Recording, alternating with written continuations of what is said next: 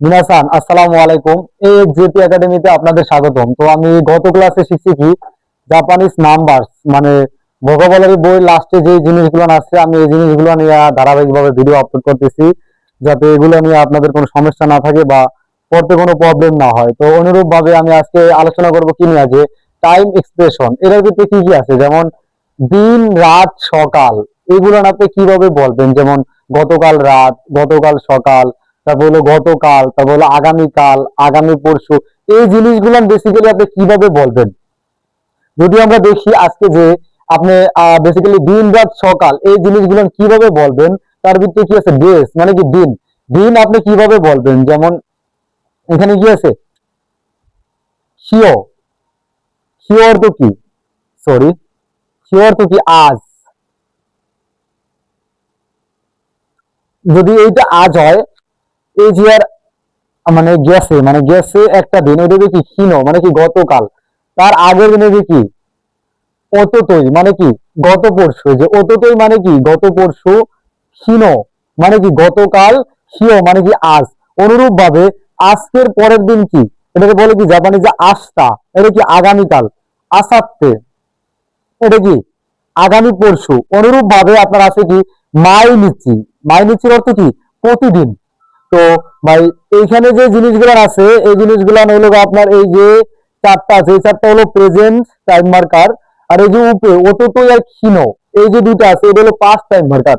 এগুলো কিন্তু ভাই আমি আপনার লেসন 4 বা 5 আলোচনা করছি বিস্তারিত, আপনারা জানেন। তারপর যদি আমি দেখি মর্নিং, মর্নিং এর ভিত্তি কি কি আছে, আর মর্নিং গুলো বেসিক্যালি কিভাবে বলবেন? মানে যদি আপনি বলতে চান যে গতকাল সকাল, এটা আপনি কিভাবে বলবেন? আগামীকাল সকাল, এই জিনিসগুলো বেসিক্যালি আপনি কিভাবে বলবেন? যদি আমি দেখি যে অততই নো আসা, এই যে অততই আছে, এই যে আমরা এখানে অততই পড়ছি, এই অততইর সাথেও লাগাইছি কি শুধু নো অ্যাড করছে, অততই নো আসা। আর এই আসা মানে কিন্তু আমরা জানি ভাই সকাল। যদি আপনি ভোকাবুলারি পড়ে থাকেন তাহলে আপনার এটা জানার কথা। তো এখানে কি অততই নো আসা মানে কি পরশু সকাল। তারপর হলো কি আপনার ক্ষীণ নো আসা, এটা হলো কি বেসিক্যালি আপনি গতকাল সকাল। তো ক্ষীণ, ক্ষীণ মানে আমি জানি কি গতকাল। আর এই যে নো, নো দ্বারা এটা ইন্ডিকেট করে যে ওই দিনের কি সকাল। তো বলছে কি ক্ষীণ নো আসা গতকাল সকাল। তারপর হলো কি কেসা, এই যে কেসা, কেসাটা হলো কি আজ সকাল।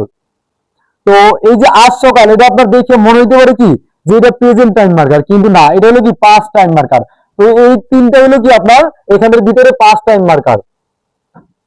তো এগুলো আমি বিস্তারিত আপনার আলোচনা করছি কিন্তু লেসনের ভিতরে। তারপর যদি দেখি আমি আস্থা নো আশা, এই যে আস্থা, আস্থা মানে কি আগামীকাল, এবং এই যে নো আর আশা, এটা দ্বারা কি বুঝেছে যে আগামীকাল সকাল, মানে আগামীকালকে যে সকালটা আছে ওইটা হলো কি আস্থা নো আশা। তারপর হলো কি আসাত্তে নো আশা, এই যে আসাত্তে নো আসা, আসাত্তে মানে কি আগামী পরশু, আর নো আসা মানে কি আগামী পরশু সকাল।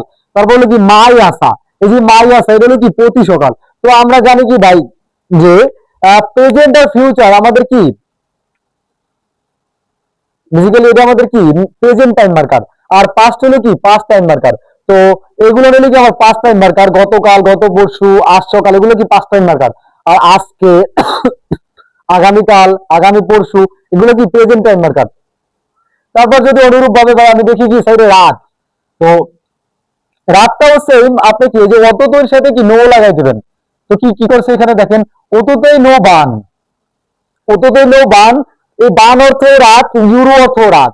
তো আপনারা দুইটাই শিখবেন, বান অর্থ রাত কি, আর ইউরো অর্থ কি রাত। তো অততই নো বান, এটা হলো কি গত পরশু রাত। যেরকম এখানে আমি বলছি কি অততই নো আসা মানে গত পরশু কি গত পরশু সকাল। তো সেম ভাবে অততই নো ইউরো বা বান গত পরশু রাত।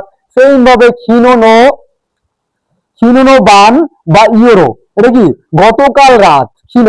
আর এই যে কোন বান, কোন বান আর হলো ক্ষীয় নো ইউরো, এই দুটো কি কোন বান অর্থ কি আজ রাত বা শুভ সন্ধ্যা। আর ক্ষীণ নো ইউরো এদের অর্থ কি, এদের অর্থ হলো আজ রাত। ক্ষীণ মানে কি আজ, নো ইউরো অর্থ কি রাত, মানে আজ রাত। তারপর আপনার আছে কি যে আস্তা নো বান, আস্তা নো বান, এই যে আস্তা, আস্তা মানে কি আগামীকাল, নো বান মানে কি রাত, তো আগামীকাল রাত।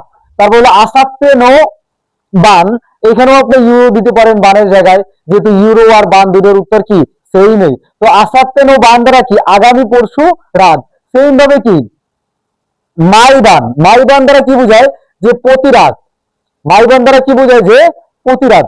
অনুরূপ ভাবে যদি এখন আমি দেখি কি যে আপনার এই যে আমি এখানে একটা লেখা লিখছি যে খিও, খিও মানে কি আজ। তো আমি এখানে কি বলছিলাম যে খিওর আগে যে দিনটা আছে এটা হলো কি গতকাল, মানে কি আমার আজকে আসার আগে যে দিনটা গেছে ওইটা ছিল কি আমার গতকাল। অনুরূপ ভাবে তার আগের দিন কি গত পরশু। সেম ভাবে আমার যে আজ আছে আজকের পরের দিন কি আগামীকাল, এবং আগামীকালের পরের দিন কি আগামী পরশু। তো অনুরূপ ভাবে ভাই যদি এখানে আমি দেখি খিও নো, খিওর পরে যদি আমি এখানে বলতে চাই গতকাল সকাল, তাহলে আমি কিভাবে বলবো যে গতকাল, এটা হলো খিনো নো আসা। তারপর যদি বলতে চাই গত পরশু সকাল, তাহলে বলতে দেখি অতুতই নো আসা। তো আশা করি আপনারা এগুলো বুঝছেন। এখন আমি আলোচনা করব টাইম এক্সপ্রেশন এর ভিতরে কি আছে, সপ্তাহ, মাস এবং বছর। সপ্তাহ, মাস এবং বছর এগুলো বেসিক্যালি আপনারা জাপানিজ ভাষায় কিভাবে বলবেন, যেমন গত 2 সপ্তাহ আগে কিভাবে বলবেন, গত সপ্তাহে কিভাবে বলবেন, আগামী সপ্তাহে কিভাবে বলবেন। চলুন আমরা ধারাবাহিকভাবে জিনিসগুলো দেখি।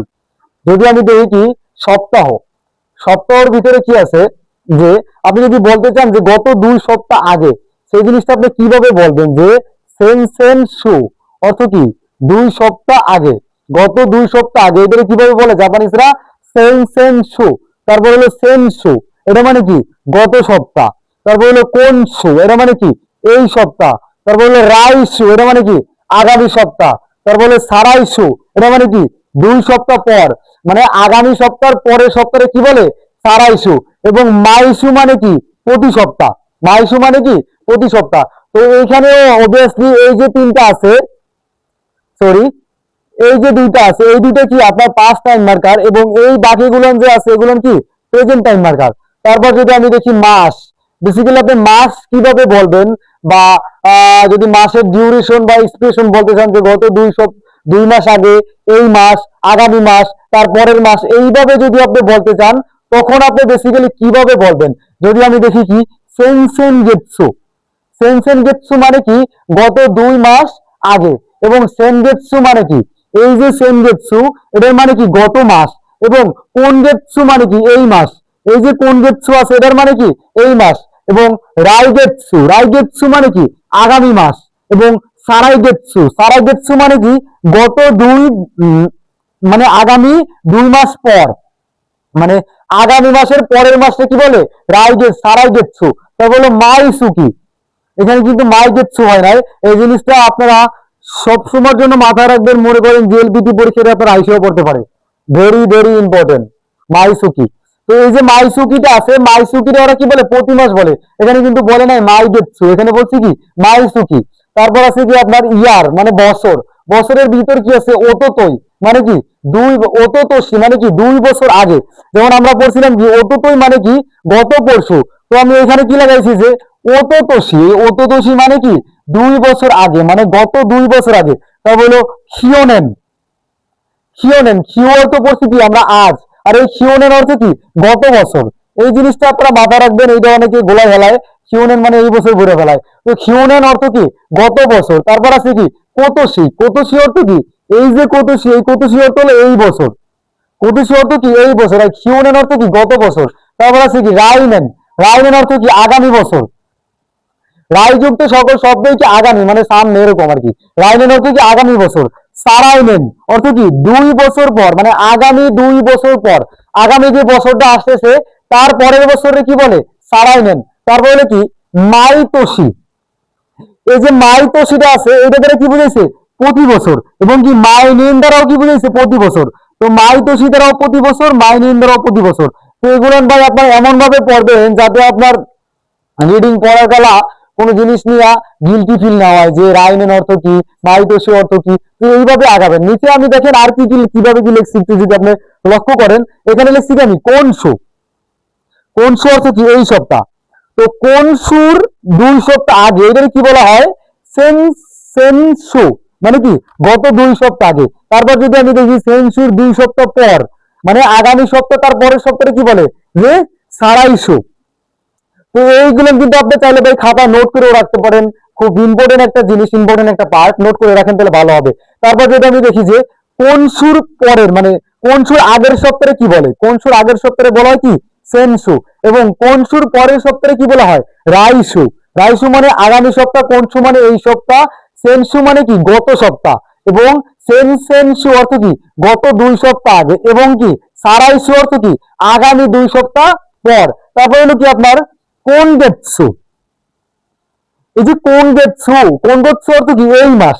তো এই মাসের 2 মাস আগে এটারে জাপানিজ ভাষায় কিভাবে বলা হয় যে সেনসেনগেৎসু।